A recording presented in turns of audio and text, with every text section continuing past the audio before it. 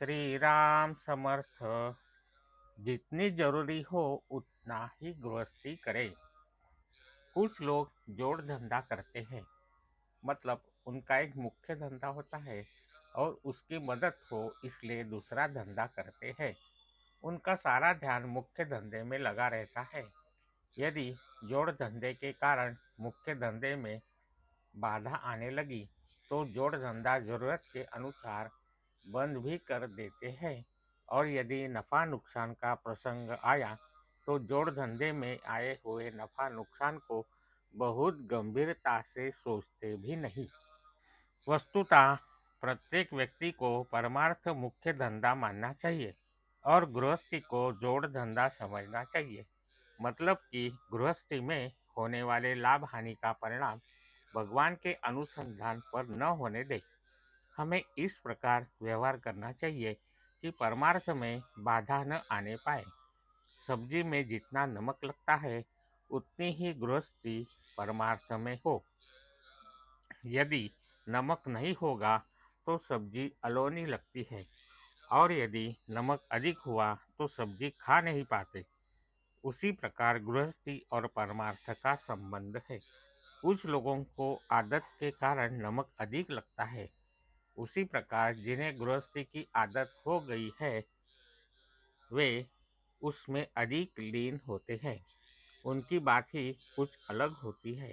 किंतु जो नए सिरे से गृहस्थी करना चाहते हैं उन्हें ध्यान में रखना चाहिए कि गृहस्थी में वे अधिक न उलझे। भगवान को मद्देनजर कर व्यवहार करना चाहिए। गृहस्थी में व्यवहार का ध्यान जरूर रखा जाए, लेकिन गृहस्थी कोई सर्वस्व नहीं है। किसी भी कारण से क्यों न हो, भगवान का विस्मरण नहीं होना चाहिए। चाहे गृहस्थी में सभी सुख सुविधाएं है इसलिए विस्मरण हो या दुख के कारण, हर एक को गृहस्थी की आवश्यकता होती है, लेकिन हम उसे अवास्तव महत्व देते हैं। इसीलिए सब गड़बड़ी हो जाती है। गृहस्थी चाहिए किंतु दुख न हो कहना पागलपन है। यदि बालक है तो वह कभी न कभी बीमार होगा ही। गृहस्थी से कौन छुटकारा पा सकता है? यह गृहस्थी, यह संसार भगवान ने ही निर्माण किया है, तो क्या इससे कोई मुक्त हो पाएगा?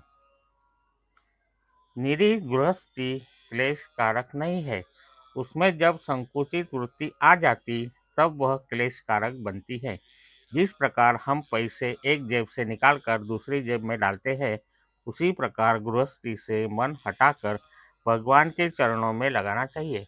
वैसा करने से संतोष होता है। यदि पति पत्नी का लक्ष्य समान या एक ही होगा तो गृहस्थी सुखदायक होती है। जिस आदमी को गृहस्थी में आनंद आता है उसके लिए 24 घंटे का समय भी पूरा नहीं होगा। किंतु जो जितनी जरूरी है उतनी ही गृहस्थी करेगा तो उसके लिए 3-4 घंटे भी काफी होंगे। गृहस्थी में कर्तव्य को कभी टालना नहीं चाहिए, लेकिन उसकी आसक्ति के बंधन में न रहे। अपने व्यवहार का कर्तव्य मन लगाकर करे, लेकिन उसका फल भगवान राम को समर्पित करे।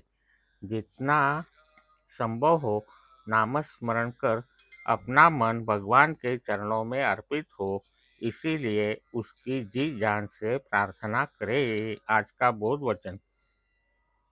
गृहस्थी टूटी फूटी चीजों की मरम्मत करने का कारखाना है। वहाँ ऐसी चीजें जितनी अधिक होगी सीखने वाले को उतना अधिक अवसर मिलता है। जय श्री राम। जानकी जीवन स्मरण। जय जय राम। श्री राम समर्थ।